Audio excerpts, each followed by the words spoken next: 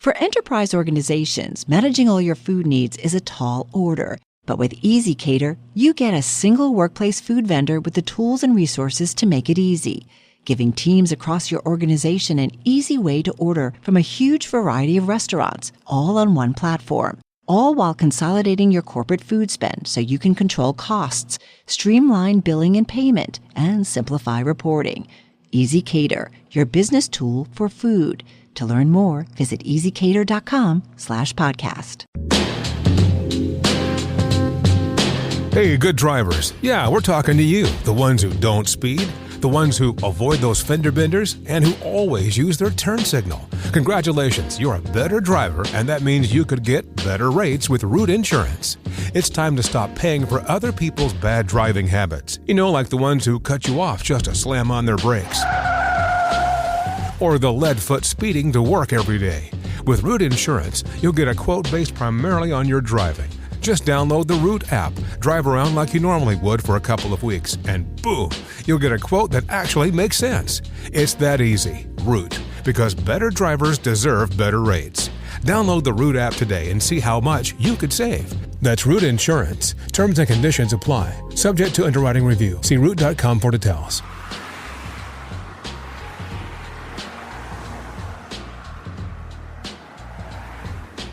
Mint is still $15 a month for premium wireless. And if you haven't made the switch yet, here are 15 reasons why you should. 1, it's $15 a month. 2, seriously, it's $15 a month.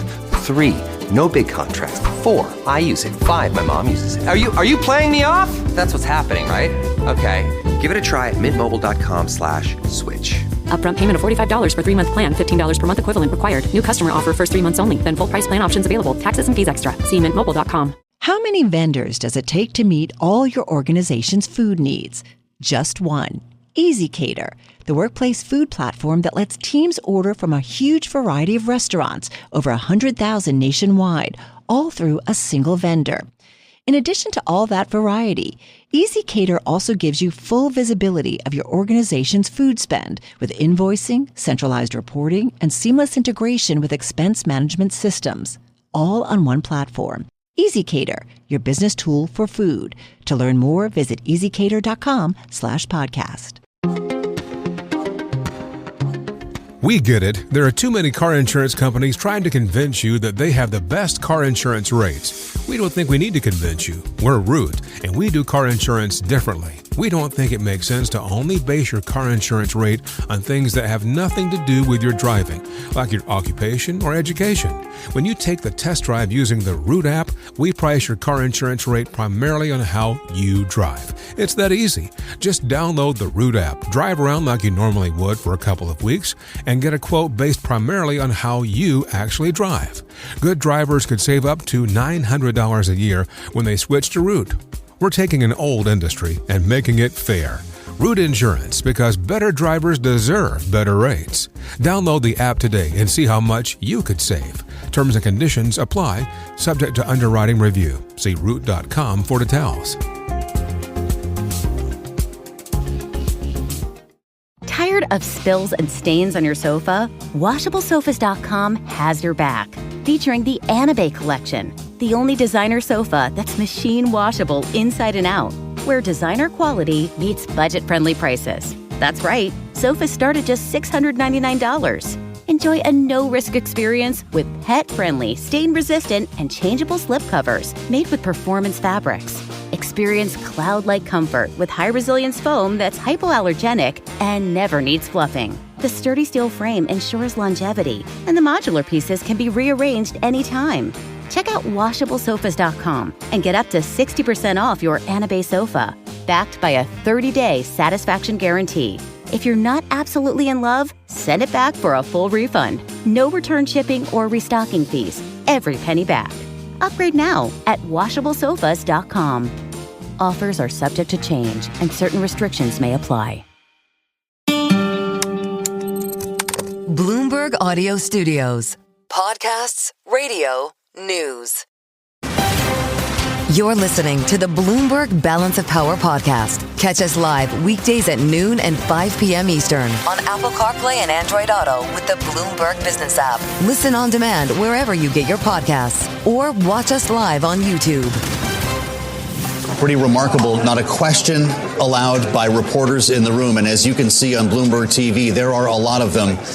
This is the chaos left from President Trump and President Putin making very quick action at the podiums. Very difficult to tell what was accomplished in this meeting, both referring to progress, Vladimir Putin even referring to a deal, but we have no details on what that might include other than an intention to meet again. This is special extended coverage on Bloomberg TV and radio, the Trump-Putin summit in Alaska.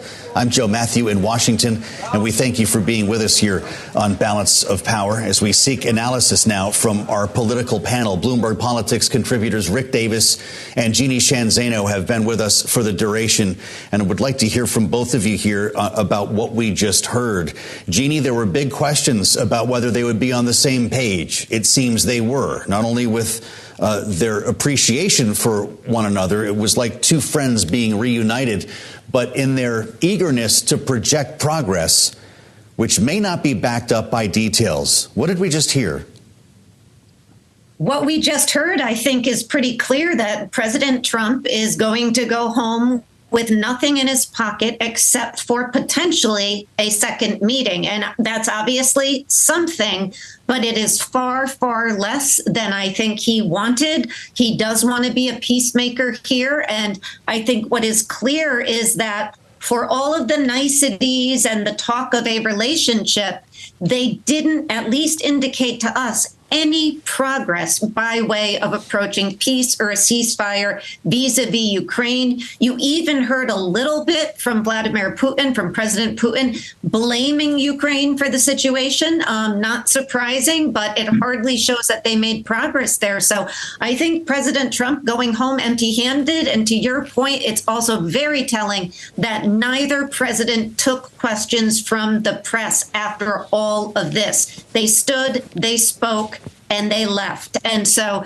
I think the reason is they don't have much to say for the time they spent together from the perspective of seeing anything get achieved vis-a-vis the Ukraine-Russian conflict. Yeah. Do you agree with Jeannie on this, Rick Davis? And in what world is it appropriate to have the president of Russia kick off a news conference at a U.S. military base on American soil? Yeah, this was my read was clearly this was a Putin meeting. One, probably requested the chance to speak first, knowing that it would create this level of diminishment for Donald Trump. Two, that statement he read, Vladimir Putin, could have been written 6 months ago. He came prepared with a statement that was going to make light of the pre-existing relationship between the U.S. and Russia, forgetting decades of hatred and conflict between the two countries. And you would expect that out of a KGB officer, right? Paint a picture of a flowering relationship that has no downside.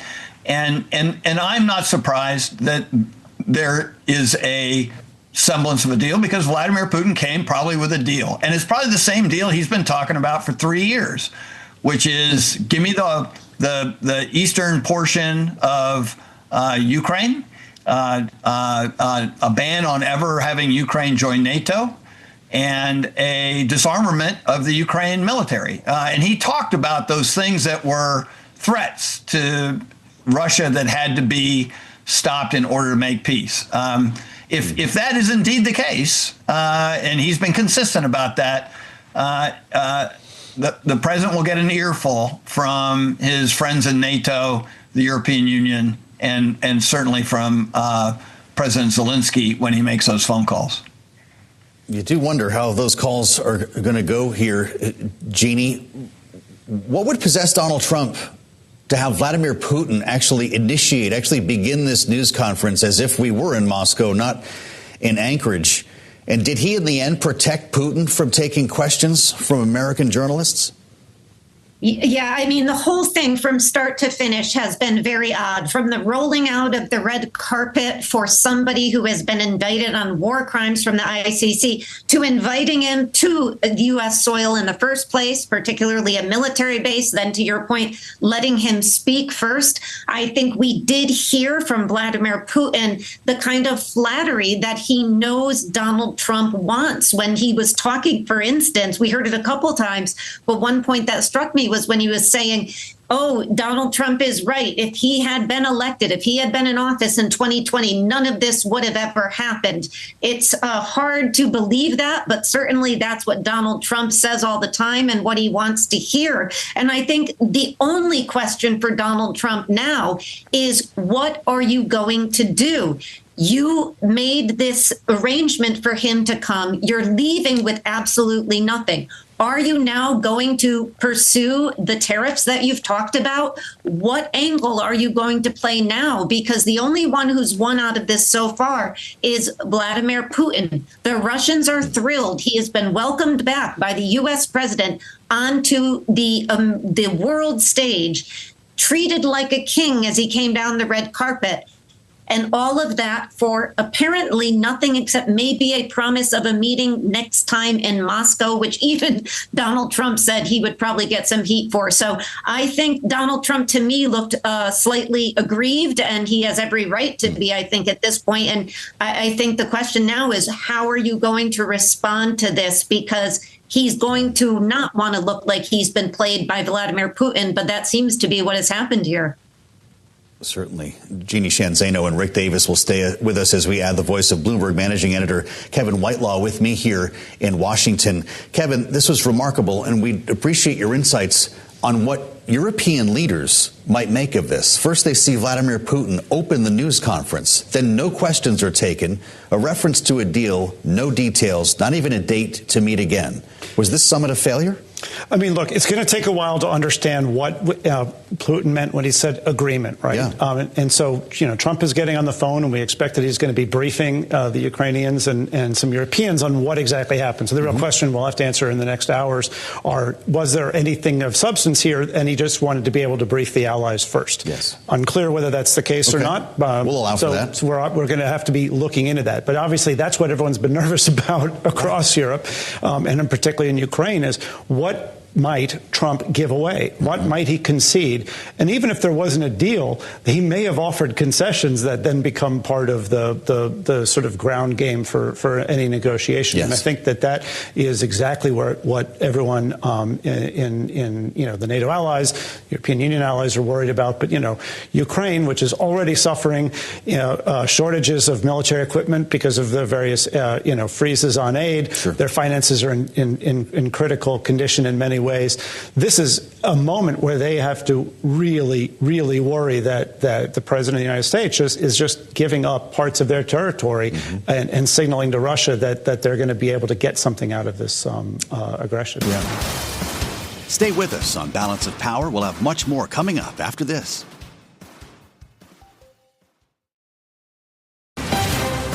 You're listening to the Bloomberg Balance of Power podcast. Catch us live weekdays at noon and 5 p.m. Eastern on Apple CarPlay and Android Auto with the Bloomberg Business app. Listen on demand wherever you get your podcasts or watch us live on YouTube. We bring you now live to Anchorage. Bloomberg's Anne-Marie Hordern was in the room for that, I guess, not news conference because not a question was asked. We'll call it maybe a vague announcement from Presidents Putin and Trump. It's a pretty busy place right now, Anne-Marie. Tell us what the feeling was in the room when these two walked out without talking to you. Well, definitely unconventional that we are in the United States. This was an invitation from President Trump to the United States to President Putin, his first time in the U.S. since a decade.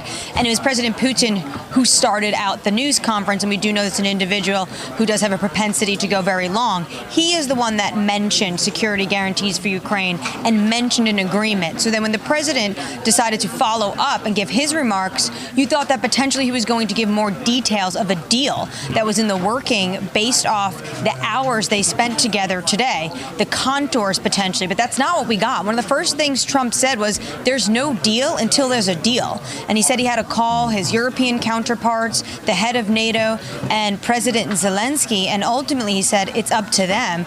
So this said to me, especially since they didn't take questions, that territory was discussed, because remember, we only had the foreign policy 3-by-3 meeting between both these delegations, not the expanded meeting when you had the Commerce Secretary here and the Treasury Secretary here. So this was strictly likely about territorial swaps as I read it, and what the Russians were willing to offer.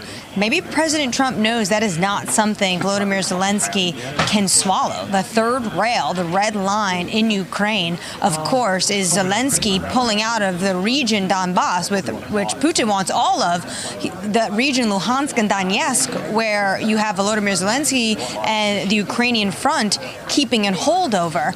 Very interesting they didn't take questions. I'm not surprised that maybe Vladimir Putin didn't want to take questions, but President Trump loves briefing the press, and I imagine he's going to brief the press on his way back to Washington, and he's also set to sit down for another Fox News interview, so maybe we will get some more color. Right. But he did say one of the first things he's going to do is call his European counterparts.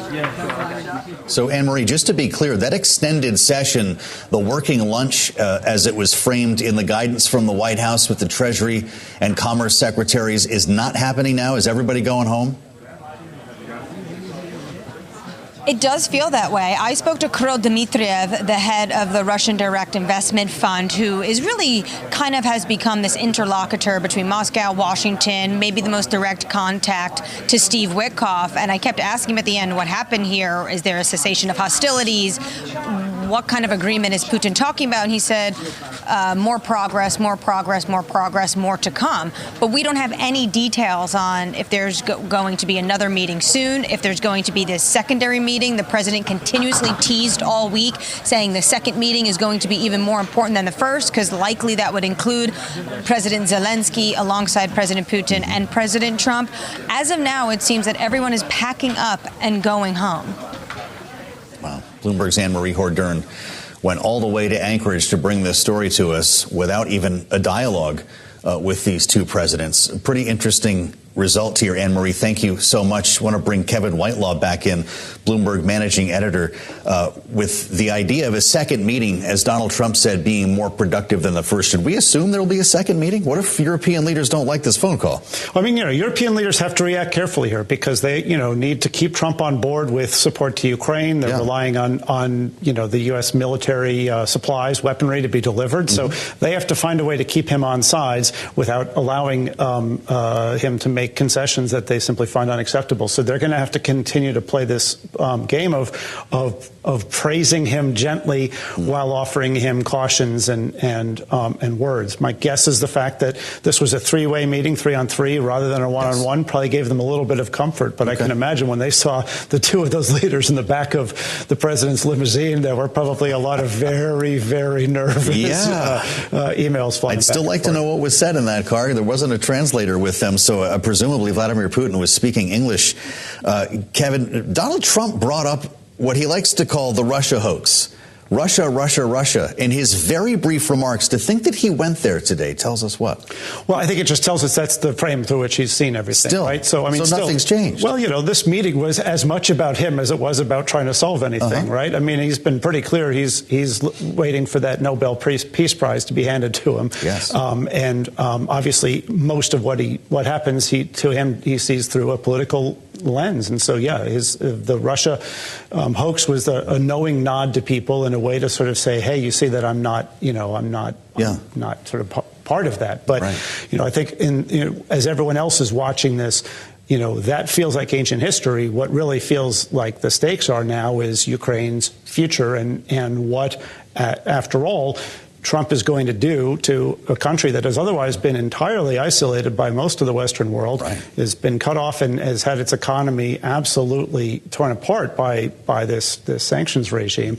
And Trump is seems to be offering them a way out of some of that, and it's just not clear what Russia is going to give up, if anything. Yeah. Lastly, Kevin, if this working lunch with an economic dialogue, including Bessent and Lutnick, their counterparts, in fact, is not going to take place as it does appear now, does that suggest the U.S. or even both sides overreached to think that we were going to have an economic summit today as well?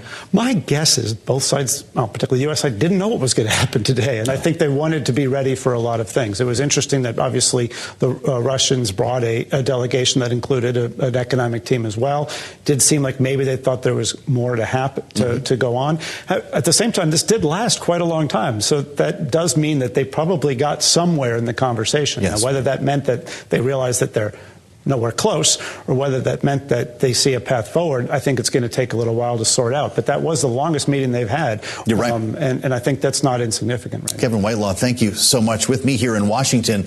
And Kevin's right, this is stretched beyond 2.5 hours, which in fact was their longest meeting. It may have seemed short because of expectations that this could go on for twice as long. It obviously did not. And we want to bring our panel back in. Bloomberg Politics contributors Rick Davis and Jeannie Shanzano.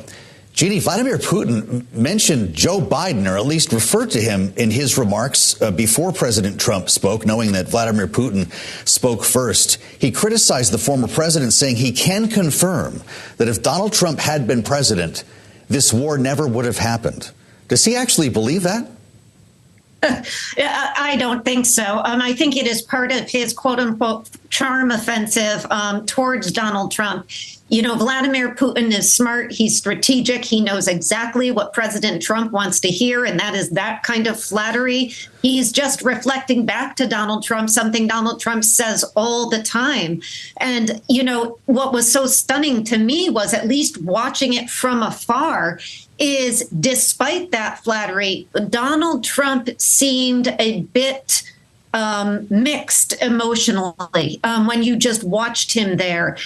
After all, he flew all the way there. He rolled out the red carpet. He invited somebody who was wanted on war crimes to U.S. soil, a military base. He rode in the beast with him, smiling, clapped when he came, and he is leaving after 3 hours, couple hours, with nothing to show for it except some flattery. So I felt like even Donald Trump, who usually is prone to that kind of flattery, may have been thinking, this is not why I came all the way here, because what we all expected, Vladimir Putin shows absolutely no signs of moving at all away from what he has long said about his intent to hold the land that he's taken and to keep with what he demanded from Biden, quite frankly, in Istanbul, and has not been able to get from the Europeans, Ukraine, or the U.S. And Donald Trump now is the latest person to hear these demands and not to bend to them, thankfully. Mm-hmm. The Bloomberg News headline says it all here at almost 7:30 p.m. Eastern Time. Trump-Putin news conference ends with no details on agreement. Rick Davis, we heard Vladimir Putin speak English very briefly at the end of his remarks. He said next time in Moscow, suggesting that the next session might happen in the Russian capital. Could that take place? Well, if there is a universal peace between Russia and Ukraine that preserves Ukraine's sovereignty and independence, sure, yeah, why not, right? I mean, but that's likely to happen never. The reality is we've just got to, realize that Vladimir Putin is a trained KGB agent who uses every element of, subterfuge to disable his opponent. And in this case, let's not be kidding ourselves. Donald Trump is his opponent. The real test is going to be tomorrow morning when we wake up, have missiles flown from Russia to the Ukraine, killing more Ukrainian people, have drones flown over the capital of Kyiv, attacking innocent civilians, has the ground troops continued an offensive, in threatening the eastern Ukraine. I mean, that's going to tell us where this deal stands. And if that happens, I think Donald Trump puts himself in a position to have to then start answering questions about what was agreed to, because it didn't seem to shape the battlefield. So, Jeannie, will Donald Trump regret the red carpet and the limo ride? I I think he is going to. Donald Trump said on the campaign trail he'd resolve this in 24 hours, I think it was. He said it over 50 times. He deeply believed they had a connection. And he went all this way with this summit today, rolling out the red carpet, only to really, I think he probably feels inside, be made something of a fool of, because there was nothing coming out of it. And that's why most leaders of the U.S. and other countries don't go into these summits with nothing to show for them. I am stunned that they didn't even talk about things outside of Ukraine, at least giving the president something to say he got in the end.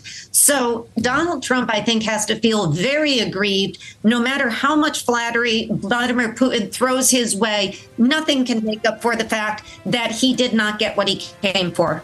Mm-hmm. Jeannie Shanzano and Rick Davis. Thanks for listening to the Balance of Power podcast. Make sure to subscribe if you haven't already at Apple, Spotify, or wherever you get your podcasts. And you can find us live every weekday from Washington, D.C. at noontime Eastern at Bloomberg.com. At Hill's Pet Nutrition, we know that pet parent guilt is real. Leaving too long, playing too little. New homes, new babies, waking them up when they look so comfy. Running out of patience, running out of treats. Running the vacuum! You can only do so much. That's why there's Hill's, science-led nutrition to help you give more love than humanly possible. Because you're only human, there's Hill's. Find the right food at hillspet.com/science does more. Lenovo is built for creators who don't wait for inspiration. They chase it. With inventive tech, built-in AI tools, and seamless performance, Lenovo devices powered by Intel Core Ultra processors are designed to bring your wildest ideas to life faster. That's the power of Lenovo with Intel inside. Enjoy flexible financing, rewards on every purchase, and free shipping. And students get special offers when you create an account at Lenovo.com. Lenovo. Hey, this is LeVar Arrington from Two Pros and a Cup of Joe. Toyota is moving toward a more sustainable future by giving you the freedom to choose from an incredible lineup of trucks, now available in both gas and hybrid models, including the legendary Tacoma and the powerful Tundra, both available with the iForce Max hybrid powertrain and backed by Toyota's legendary reputation for reliability and value. In fact, for 2025, Toyota is the best resale value brand for the 5th year in a row, according to the Kelley Blue Book, KBB.com, with Tacoma ranked number 1, holding the highest projected retained value of any vehicle. Choosing Toyota means having more options and less compromise. So visit buyatoyota.com for a great deal on an efficient Toyota today. Vehicles' projected resale value is specific to the 2025 model year. For more information, visit Kelley Blue Book's KBB.com. Toyota, let's go places.